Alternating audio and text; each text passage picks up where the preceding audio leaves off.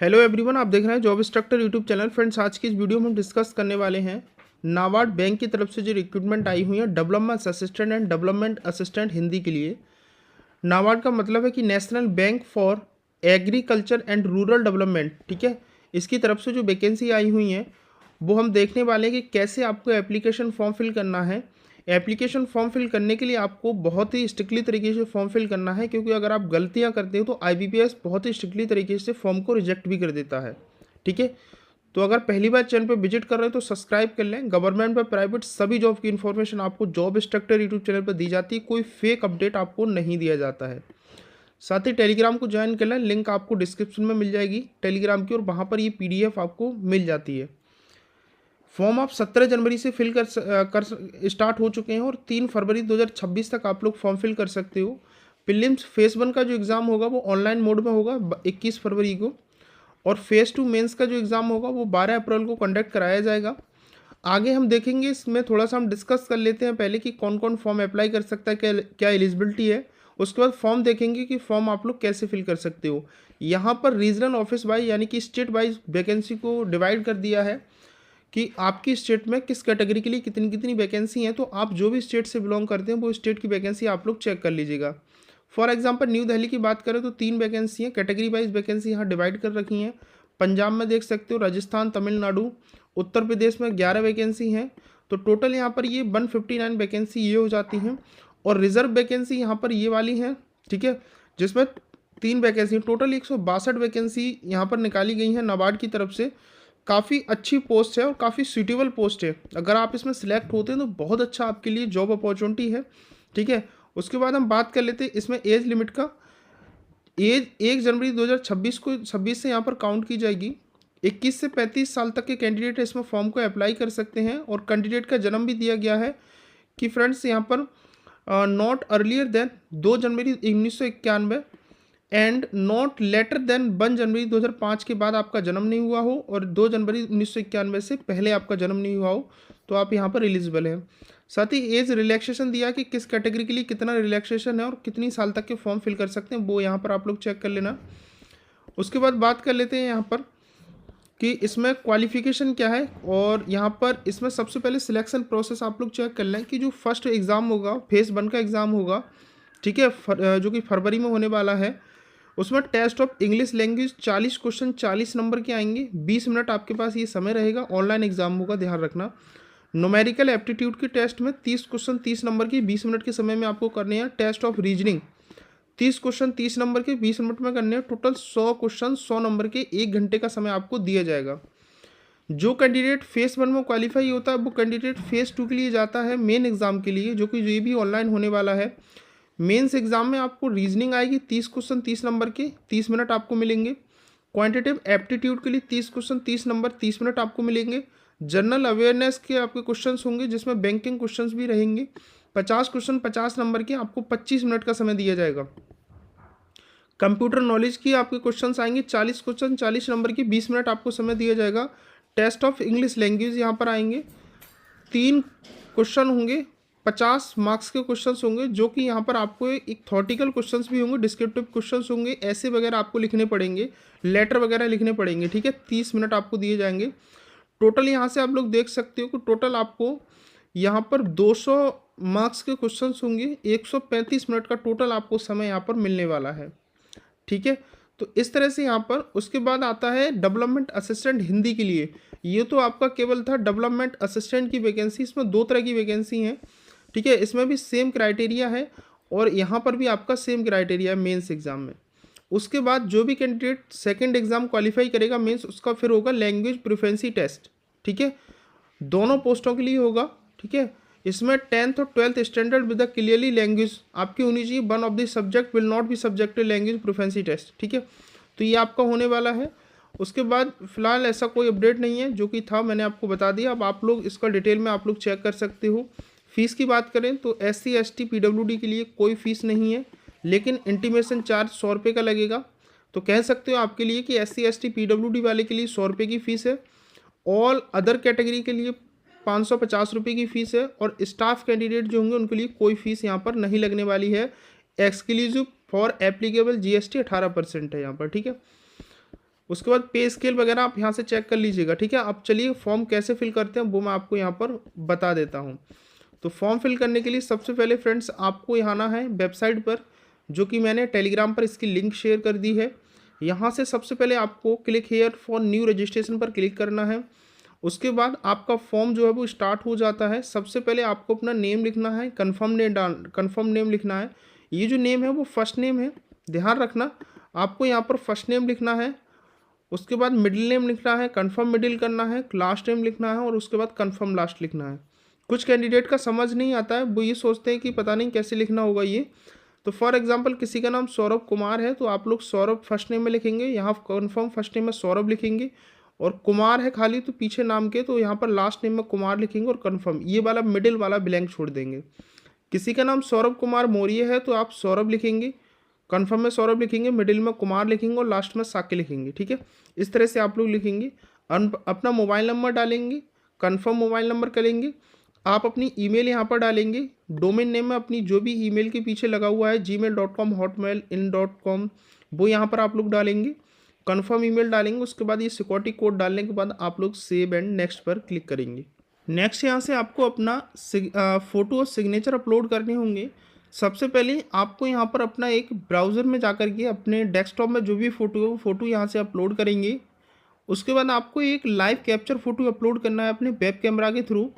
अगर आप जिसमें भी फॉर्म फिल कर रहे हैं आपके सिस्टम में वेब कैमरा सही है तो यहाँ पर कैप्चर फ़ोटो करके आप लोग अपने सिस्टम से ही फ़ोटो को कैप्चर कर सकते हो, राइट। अगर आपके सिस्टम का कैमरा सही नहीं है तो आप लोग फ्रेंड्स यहाँ पर क्या करेंगे, अपने मोबाइल के किसी ब्राउज़र पर इस पर आप लोग क्लिक करेंगे, scan click here to scan, इस पर क्लिक करेंगे तो ये QR कोड विजिबल हो जाएगा। आप अपने किसी भी मोबाइल के ब्राउज़र से इसको स्कैन करेंगे और अपने मोबाइल से फ़ोटो क्लिक करेंगे और यहाँ पर वो ऑटोमेटिकली आ जाएगा, ठीक है। ये दोनों चीज़ अपलोड करने के बाद आई कन्फर्म करना है और यहाँ से आपको अपनी एक सिग्नेचर अपलोड करना है। उसके बाद यहाँ से आपको इस चेकबॉक्स पे क्लिक करना है और उसके बाद आपको नेक्स्ट कर देना है, ठीक है। तो ये तीनों चीज़ आप लोग अपलोड करेंगे। इसका साइज और क्राइटेरिया आप लोग देख लें, यहाँ पर साइज भी दे रखा है। तो साइज में आप लोग देख सकते हो कि फ़ोटोग्राफ आपका 4.5 सेंटीमीटर बाई 3.5 सेंटीमीटर का होना चाहिए, जो कि इसमें बोला गया है। मैक्सिमम 50 KB से ज़्यादा का नहीं होना चाहिए। लाइव फ़ोटो कैप्चर करेंगे जो कि एकदम विजुअल और सही होना चाहिए, पीछे बैकग्राउंड सही होना चाहिए और लाइटिंग होनी चाहिए। सिग्नेचर यहाँ पर बोला गया है कि 10 से 20 KB के बीच का होना चाहिए, ठीक है। तो ये चीज़ आप लोग यहाँ से सबसे पहले फिल करिएगा। तो देखो ऐसे आपको फ़ोटो क्लिक करना है। लाइव फ़ोटो में आपको बता देता हूँ कैसे क्लिक करना है। यहाँ पर आप लोग कैप्चर फ़ोटो पर क्लिक करेंगे और यहाँ से आप अपने कैमरे के लिए अलाउ करेंगे और यहाँ से आप लोगों का फ़ोटो आ जाता है और यहाँ से इसको आपको कैप्चर कर लेना है। तो इस तरह से कैप्चर करेंगे, उसके बाद सेव करेंगे और सेव करेंगे तो आपका जो फ़ोटो है वो यहाँ पर आ जाएगा, ठीक है। तो इस तरह से मेरा फ़ोटो आ चुका है। अब यहाँ से एक फ़ोटो अपलोड कर लेना और उसके बाद यहाँ से अपना एक सिग्नेचर अपलोड करेंगे और उसके बाद आप इसको नेक्स्ट कर लेते हैं। अब यहाँ से आपको अपनी कुछ बेसिक डिटेल को फिल करना होगा। बेसिक डिटेल में सबसे पहले यहाँ पर बोला जा रहा है कि आप पोस्ट सिलेक्ट करेंगे। 2 पोस्ट हैं, कौन सी पोस्ट पर आप सिलेक्शन लेना चाहते हैं, डेवलपमेंट असिस्टेंट या डेवलपमेंट असिस्टेंट हिंदी के लिए। तो जो भी पोस्ट पर आप सिलेक्शन लेना चाहते हैं वो पोस्ट यहाँ पर डालेंगे। रीजनल डालेंगे, आप कहाँ के लिए पोस्ट लेना चाहते हैं। तो मैं अपनी उत्तर प्रदेश का हूँ तो उत्तर प्रदेश ही सिलेक्ट करूँगा यहाँ पर। उसके बाद यहाँ पर बोला जा रहा है सेंटर ऑफ प्रीलिम, जो फर्स्ट पेपर होगा वहाँ आप कौन सा एग्ज़ाम सेंटर लेना चाहते हैं वो यहाँ डालेंगे। मेन एग्ज़ाम में सेंटर कहाँ डालना चाहते हैं वो यहाँ पर डालेंगे। मतलब फर्स्ट एग्ज़ाम के लिए ये सेंटर है, सेकंड एग्ज़ाम के लिए ये सेंटर है। आप अपनी यहाँ से कैटेगरी को चूज़ करेंगे। कैटेगरी को चूज़ करने के बाद अब आपसे बोला जा रहा है क्या आप 40% या उससे ज़्यादा के डिसेबिलिटी या बेंचमार्क डिसेबिलिटी कैंडिडेट हैं। अगर हैं तो यस करेंगे, बाकी आप अपनी डिटेल यहाँ से पूरी फिल कर देते हैं। नहीं है तो सिंपली आप यहाँ पर नो करेंगे। नो करने के बाद सारे जो ऑप्शन हैं वो ऑटोमेटिकली ब्लैंक हो जाते हैं, ठीक है। यहाँ पर आपको कुछ भी नहीं फिल करना है, राइट। उसके बाद फ्रेंड्स आपसे नीचे आता है, अगर यस करेंगे तो स्क्राइब डिटेल। जैसे यहाँ पर फॉर एग्जांपल मैं यहाँ मान लो कोई हैंडीकैप कैंडिडेट डिसेबिलिटी कैंडिडेट है तो ये सारे ऑप्शन यहाँ से आप लोग जैसे सिलेक्ट करोगे कि आप परमानेंट डिसेबिलिटी सर्टिफिकेट आपके पास है तो यस करेंगे, ठीक है। डिसेबिलिटी कैटेगरी यहाँ से आप लोग चूज़ करेंगे, राइट। फिर टाइप ऑफ डिसेबिलिटी चूज़ करेंगे, ठीक है। उसके बाद यहाँ से आप लोग ये फिल करेंगे और ये ऑप्शन जो है अगर ओपन होते हैं, जैसे एग्ज़ाम यहाँ पर ओपन हो जाता है, ठीक है, ये ओपन हो जाता है, तो इस हिसाब से यहाँ से आप लोग अपने अकॉर्डिंग सभी डिटेल को फिल करेंगे। तो मेरी कंडीशन में मैं यहाँ पर नो करता हूँ नो करने के बाद आप देखेंगे कि सभी ऑप्शन यहाँ पर डिसेबल्ड हो जाते हैं। एक ऑप्शन यहाँ पर मिलता है, are you the person specified disability cover the under, ठीक है। तो अगर है ऐसा कुछ तो आप यहाँ पर यस करेंगे, अगर यस करते हैं तो ये डिटेल ओपन हो जाती है, सिंपली आपको यहाँ पर नो करना है, ठीक है। नो करने के बाद फ्रेंड्स आगे आपको आना है, यहाँ से कुछ भी फिल आपको नहीं करना है। अब आता है कि क्या आप सीकिंग द अंडर विधवा डिवोर्स वुमेन कैंडिडेट हैं, तो यस करेंगे अन्यथा नो करेंगे। आप किस रीजन से बिलोंग करते हैं, ठीक है, वो यहाँ पर आप लोग फिल करेंगे। क्या आप माइनॉरिटी कम्युनिटी से बिलोंग करते हैं, तो यस करेंगे अन्यथा आप नो करेंगे। क्या आपके पास कास्ट सर्टिफिकेट है, अगर है तो यस करेंगे, आपको यहाँ डिटेल देनी होगी, नहीं है तो सिंपली आप यहाँ पर नो करेंगे। उसके बाद क्या बोला गया है कि 1/4/2025 के बाद क्या आपके लिए जो ओबीसी नॉन क्रीमी सर्टिफिकेट है, caste certificate non creamy layer का, क्योंकि मैंने ओबीसी सिलेक्ट किया है तो ओबीसी नॉन क्रीमी लेयर के लिए पूछ रहा है तो यस करेंगे, अन्यथा आप यहाँ पर नो करेंगे। सिंपली है तो यस करेंगे और फिर आपको सर्टिफिकेट डिटेल देनी होगी, ठीक है। उसके बाद क्या आप एक्स सर्विसमैन हैं, उसके बाद डिसेबल्ड एक्स सर्विसमैन हैं, ठीक है या नहीं, वो आप यहाँ पर डिटेल अपनी देंगे। क्या आप dependent serviceman killed in action हैं, तो यस करेंगे, अगर नहीं है तो सिंपली आपको नो करना रहेगा।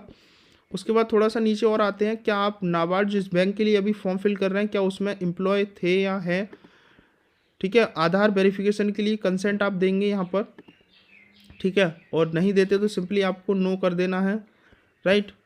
उसके बाद आपकी अपनी डेट ऑफ बर्थ सेलेक्ट करनी है, मेल है फीमेल है वो आपको यहाँ पर सिलेक्ट करना है। क्या आपके जुड़वा भाई बहन हैं, अगर हैं तो इसको यस करेंगे और यहाँ पर आपका जो ट्विन जो ब्रदर या सिस्टर जो भी मेल है या फीमेल है वो यहाँ डालेंगे और उसका नाम यहाँ पर डालेंगे, ठीक है। उसके बाद अपनी मैरिटल स्टेटस यहाँ पर डालेंगे। उसके बाद अपने फादर का नेम, अपनी मदर का नेम यहाँ पर डालेंगे। उसके बाद अपना कॉरस्पॉन्डेंस एड्रेस यहाँ पर डालेंगे। अगर आपका कॉरस्पॉन्डेंट एड्रेस यहाँ पर डालने के बाद उसके बाद आपको अपना परमानेंट एड्रेस डालना है। अगर आपका कॉरस्पॉन्डेंट एड्रेस और परमानेंट एड्रेस सेम है, ठीक है, तो आप अपना कॉरस्पॉन्डेंट एड्रेस डालने के बाद इस चेक बॉक्स पर क्लिक करेंगे, जो कॉरस्पॉन्ड में आप डिटेल डालेंगे वो सेम डिटेल यहाँ पर ऑटोमेटिकली पेस्ट हो जाती है। अगर ये एड्रेस और ये दोनों एड्रेस अलग अलग हैं तो इस बॉक्स पर आपको टिक नहीं करना और ये एड्रेस अपना अलग से आपको फिल करना है। उसके बाद जीएसटी इनवॉइसिंग आपको परमानेंट कॉरस्पॉन्डेंट एड्रेस पे चाहिए, वो यहाँ पर आप लोग चूज़ करेंगे। उसके बाद आप अपना एप्लीकेबल फॉर ऑल के लिए है ये, यहाँ पर आप अपना बैंक का डिटेल डालेंगे, account holder name, bank and branch name, account number क्या है, टाइप ऑफ अकाउंट सेविंग है या करंट है वो डालेंगे, आईएफएससी कोड डालेंगे। उसके बाद फ्रेंड्स आपको यहाँ पर वैलिडेट करना है फॉर्म के लिए और यहाँ से सेव एंड नेक्स्ट करना है। बिना वैलिडेट किए आप सेव एंड नेक्स्ट नहीं कर सकते हो। अगर कोई डिटेल मिसमैच होती है और कुछ छूट जाती है, जब आप वैलिडेट करेंगे तो इस तरह का रेड हो जाता है, ठीक है, वो ऑप्शन रेड हो जाएगा। जब तक आप इसे फिल नहीं करोगे तब तक ये वैलिडेट नहीं होगा। तो सही से आप अपनी सभी डिटेल को यहाँ फिल कर दें, उसके बाद वैलिडेट करें और फिर यहाँ पर नेक्स्ट करेंगे। अब यहाँ पर आपको अपनी क्वालिफिकेशन डिटेल को फिल करना होगा। क्वालिफिकेशन डिटेल में बोला गया है कि ग्रेजुएशन आपके पास किससे किया है, art, science, commerce, agriculture, management, other, जिससे भी किया है वो यहाँ पर आप सिलेक्ट करेंगे।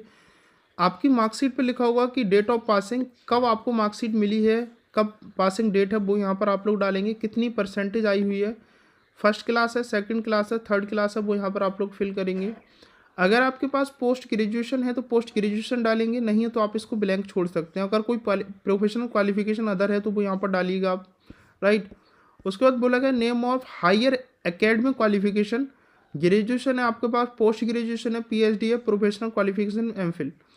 जो डिटेल आप यहाँ पर फिल करेंगे वो सभी डिटेल आपको डालनी पड़ेगी। मान लो आप यहाँ पोस्ट ग्रेजुएशन डालते हो तो आपको पोस्ट ग्रेजुएशन की भी डिटेल यहाँ पर डालनी होगी। अगर आप यहाँ पर पीएचडी डालेंगे तो पोस्ट ग्रेजुएशन के बाद आपको पीएचडी प्रोफेशनल कोर्स में आपको डालना रहेगा, ठीक है। ऐसा ना हो कि आप यहाँ पीएचडी डालना और यहाँ पर केवल आप ग्रेजुएशन की डिटेल फिल कर दें, आपका फॉर्म सबमिट नहीं होगा, ठीक है।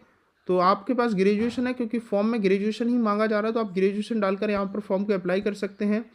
डू यू हैव 10th और 12th standard marksheet certificate including official language state of the one of the subject, तो आपको यहाँ पर यस करना है।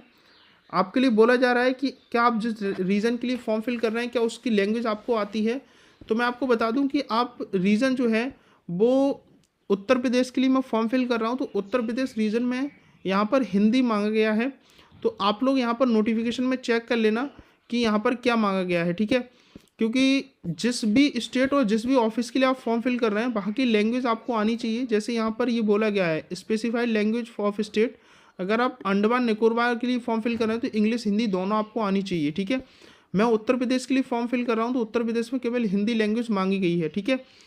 तो मेरे पास यहाँ पर जो है मेरे को लैंग्वेज आती है जिस भी स्टेट से मैं फॉर्म फिल कर रहा हूँ। उसके बाद बोला गया कि do you have knowledge of word processing, जी हाँ मेरे को नॉलेज है। कंप्यूटर डिटेल आपको नॉलेज बतानी है, यहाँ पर नहीं है तो सिंपली आपको यहाँ पर नो कर देना है। उसके बाद बोला गया है अगर आपके पास कोई भी एक्सपीरियंस है, प्रेजेंट वर्किंग है, ठीक है, तो वो आपको यहाँ पर बताना है, नहीं है तो सिंपली आपको नो कर देना है। उसके बाद बोला गया है कि do you wish the avail the benefit pre recruitment training in online mode, ठीक है। अगर SC ST OBC PWD के लिए है तो आप इसको यस कर सकते हो, अगर आप ऑनलाइन ट्रेनिंग मोड में लेना चाहते हो नो कर सकते हो आप।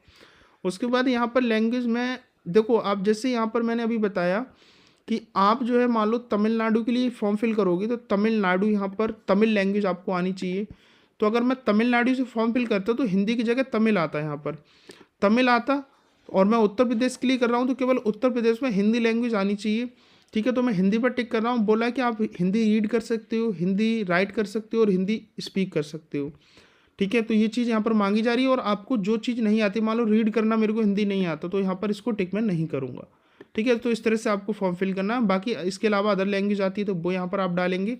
उसके बाद वैलिडेट योर डिटेल पर क्लिक करेंगे और सेव एंड नेक्स्ट करेंगे। नेक्स्ट यहाँ से आपने अभी जो भी अपनी डिटेल, जो भी डॉक्यूमेंट्स अपलोड किए थे, फोटो, सिग्नेचर, वो सभी डिटेल यहाँ से आप लोग एक बार चेक कर लें, क्योंकि आपके फॉर्म में प्रीव्यू के लिए बोला जा रहा है। अगर आपके फॉर्म में अभी कोई मिस्टेक है तो उसको सही कर सकते हैं। आपने जो जो डिटेल यहाँ पर दी थी वो सभी डिटेल आ जाती है, उसको एक बार आप सही से चेकआउट कर लीजिएगा, क्योंकि बाद में आप इसमें करेक्शन नहीं कर सकते हैं। तो यहाँ से मैंने सभी डिटेल में देख रहा हूँ कि मेरी सभी डिटेल सही है। अगर अभी कुछ आपको लग रहा है कि भाई गलत है तो बैक जा कर के आप अपने फॉर्म में करेक्शन कर सकते हैं। और अगर आपको लग रहा है कि सभी डिटेल मेरी चेकआउट है और मैं सही भरा हूँ तो आप इस बॉक्स पर टिक करेंगे, कंप्लीट रजिस्ट्रेशन करेंगे। बोला जा रहा है कि अगर आप रजिस्ट्रेशन कंप्लीट करते हैं तो फिर उसके बाद आप कोई भी डिटेल चेंज नहीं कर सकते हैं। अगर आपको अभी करना है तो बैक जा करके आप अभी चेंज कर सकते हैं, ठीक है। तो मेरी कंडीशन में सही है तो मैं इसको ओके करूँगा, फिर से ओके करूँगा। और मेरा अब यहाँ से बोला जा रहा है डॉक्यूमेंट्स अपलोड करने के लिए। डॉक्यूमेंट्स में सबसे पहले आपको अपने लेफ़्ट का थंब इम्प्रेशन अपलोड करना है, ठीक है। उसके बाद बोला जा रहा है कि हैंड रिटन डिक्लेरेशन आपको यहाँ पर देनी है, ठीक है। हैंड रिटन डिक्लेरेशन आपको क्या देनी है वो मैं अभी आपको दिखा दूंगा, ठीक है। उसके बाद बोला गया है कि I agree the connect DigiLocker fetch your detail. अगर आप डिजी लॉकर के माध्यम से देना चाहते हो तो यस कर सकते हो, नहीं देना चाहते हो तो सिंपली आपको नो कर देना, कोई दिक्कत वाली बात नहीं है। सिक्योरिटी कोड यहाँ डालेंगे, उसके बाद इसको सेव एंड नेक्स्ट करेंगे। अब आपको बोले फ्रेंड्स यहाँ पर हैंड रिटन डिक्लेरेशन के लिए बोला गया है, तो हैंड रिटन डिक्लेरेशन में आपको क्या भरना है वो मैं आपको यहाँ पर बता देता हूँ। तो ये चीज़ देखिए, आप इसकी जब ऑफिशियल नोटिफिकेशन पर आएंगे तो वहाँ पर आपको एक 20 नंबर पेज पर एक पैराग्राफ देखने को मिलेगा, ये वाला, ठीक है। अब आपको एक ब्लैंक पेपर पर लिखना है। कहाँ से लिखना है, यहाँ से आपको शुरू करना है, ठीक है। यहाँ से इतना लिखना है, आपको लिखना है कि आई, अपना नाम लिखना है यहाँ पर, उसके बाद कॉमा लगाना है, लिखना है hereby declare that all the information submitted by me in the application form is correct, true and valid. I will present the supporting documents as and when required. तो अपनी लैंग्वेज में आपको अपनी hand writing में ये लिखना है, same ऐसा ही लिखना है जैसा इसमें लिखा हुआ है, ठीक है। ब्लैंक पेपर पर लिखना है, राइट। तो यहाँ से मैं डॉक्यूमेंट्स अपलोड करता हूँ। जैसे मान लो मैं एक यहाँ से आपको अपलोड करके दिखा देता हूँ, मेरे पास ऑलरेडी है, इसको मैं ओपन करूँगा और यहाँ से आप लोग देख सकते हो ये चीज़ है। इस तरह का आपको अपलोड करना है। मैंने सिंपली यहाँ पर टोटल लिख रखा है ब्लैंक पेपर पर, ठीक है। ये लिखने के बाद यहाँ से आपको ओके करना है और यहाँ से आप प्रीव्यू भी कर सकते हो, ठीक है। अब सभी डिटेल आपकी कंप्लीट हो जाती है, ठीक है। अब आता है पेमेंट। तो पेमेंट में आपको देखने को मिल रहा है, मैंने स्टार्टिंग में ही बताया कि 18% GST है और 550 रुपये की फ़ीस यहाँ लगेगी।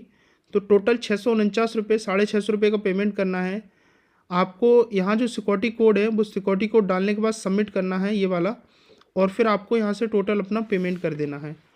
तो फ्रेंड्स, आपको इस तरह से अपना एप्लीकेशन फॉर्म कंप्लीट करना है, ठीक है। और इसके अलावा आपको लग रहा है कि कुछ गलत या समझ नहीं आ रहा है तो आप मेरे से कमेंट में पूछ सकते हो, या फिर डिस्क्रिप्शन में मेरी इंस्टाग्राम आईडी दे रखी है, वहाँ से फॉलो करके मेरे को मैसेज कर सकते हो, ठीक है। मैं आपको वहाँ पर रिप्लाई कर दूँगा। आपको पेमेंट करने के लिए अपनी जिस भी माध्यम से पेमेंट करना चाहते हैं वो कर सकते हो।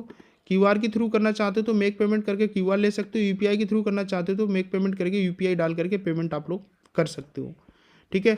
तो पेमेंट का प्रोसेस सिंपल है, आप लोग इस तरह से अपने फॉर्म को फिल करेंगे। बाकी आप लोग चैनल को सब्सक्राइब करके रखें इसी तरह की लेटेस्ट अपडेट और वैकेंसीज़ के लिए। मैं फिर आपको रिपीट कर रहा हूँ कि आपको जो भी वैकेंसी की अपडेट बताई जाती है एकदम ऑथेंटिक और सटीक वैकेंसी की अपडेट बताई जाती है, कोई फेक इन्फॉर्मेशन आपको नहीं दी जाती है। तो थैंक यू, मिलते हैं हम नेक्स्ट वीडियो में।